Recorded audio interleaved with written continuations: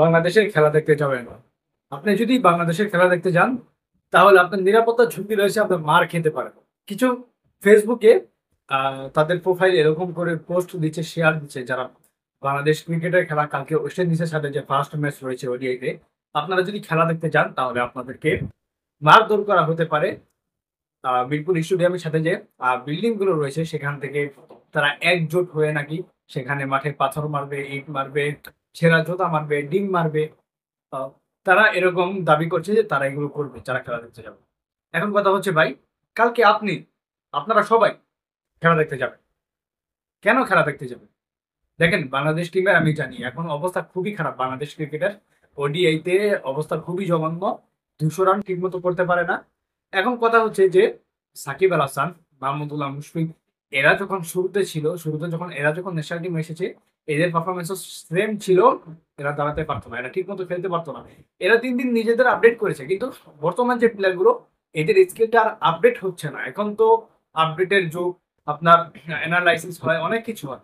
এখন তাদের এই সময়টা তাদের আপডেট হওয়ার কথা ছিল, কিন্তু তারা ওই লেভেলে ইন্টারন্যাশনাল ক্রিকেটের সাথে তাল মিলিয়ে তারা খেলতে পারছে না। এখন কথা হচ্ছে এগুলো ভিতরের সমস্যা ভাই, এগুলো ক্রিকেট বোর্ডের সমস্যা। আপনি আন্দোলন করেন, আপনারা একজোট হয়ে বিসিবি ঘেরাও করেন, তাহলেই তো হয়। সেখানে আপনারা মেন গোড়ায় হাত দেন, আমাদের ডোমেস্টিক স্ট্রাকচার ভালো না সেটা নিয়ে কথা বলেন, সেখানে যে আন্দোলন করেন। সেখানে গিয়ে আন্দোলন করলে হবে একটা যুক্তিযুক্ত আন্দোলন। তো ওইটা না করে আপনি ক্রিকেটারদের মারবেন, যারা খেলা দেখতে যাবে আপনি তাদেরকে ভয় দেখাচ্ছেন। দেখেন ভাই, এরা হচ্ছে এক ধরনের একটা চক্র। এরা সম্ভবত আপনার, আমি ফুটবল ফ্যানদের দায়ী করছি না, কারণ বাংলাদেশে এখন ফুটবলটা খুবই জনপ্রিয় হয়ে গিয়েছে। ফুটবলটা জনপ্রিয় হয়ে যাওয়ার কারণে অনেকগুলো চক্র বের হয়েছে, যারা ক্রিকেটটাকে একদম ডাউন করে দিতে চাচ্ছে এবং এই স্পোর্টসের সাথে, ক্রিকেটের সাথে, খেলার সাথে আমাদের সম্পর্কটা শেষ করে দিতে চাচ্ছে। এই ধরনের চক্রগুলো বের হয়েছে। তারা বিভিন্ন তারা কন্টেন্ট বানাচ্ছে, তারা ফেসবুকে পোস্ট করছে বাংলাদেশে খেলা দেখতে যাবে না, এবং বাংলাদেশের মানুষ তো ভাই আপনার ম্যাক্সিমাম মানুষই ভাই ইমোশনাল। তারা ইমোশনে পড়ে, তারাও তাদেরকে সাপোর্ট করছে, তাদের কথায় সায় দিচ্ছে, বলছে যে না ঠিক আছে আমরা বাংলাদেশে ক্রিকেট খেলা দেখতে যাব না। আর কেউ কেউ তো এগুলো বলছে যে ভাই আপনাদের গ্রুপে আমাকে নেন, বিদেশ থেকে টাকা লাগলে আমি আপনাদেরকে টাকা দিব, আমি আপনাদেরকে টাকা দিয়ে সাহায্য করবো, তারপর আপনারা যেন যেন মানুষ যেন গিয়ে যেন খেলা না দেখতে পারে, সেই ব্যবস্থা তারা করবে। ভাই এটা কি কোনো কথা? ফুটবল ভাই, ফুটবলকে নিয়ে একটু আলোচনা করি। ফুটবলটা আপনার 3 মাস 4 মাস পর একটা দুইটা ম্যাচ হয়, এরপর ফুটবল নিয়ে আর কোনো খবর থাকে না।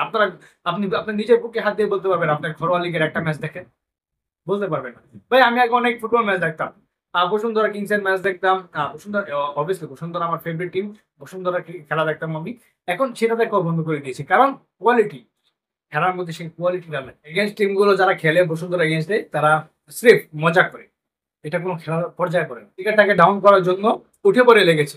আমি ফুটবল ভক্তদের দায় দিচ্ছি না, এটা এক ধরনের চক্র যারা খেলা থেকে বাংলাদেশের মানুষদের সরিয়ে ফেলতে চাচ্ছে, এবং তাদের অনেক অনেক সাপোর্টার রয়েছে।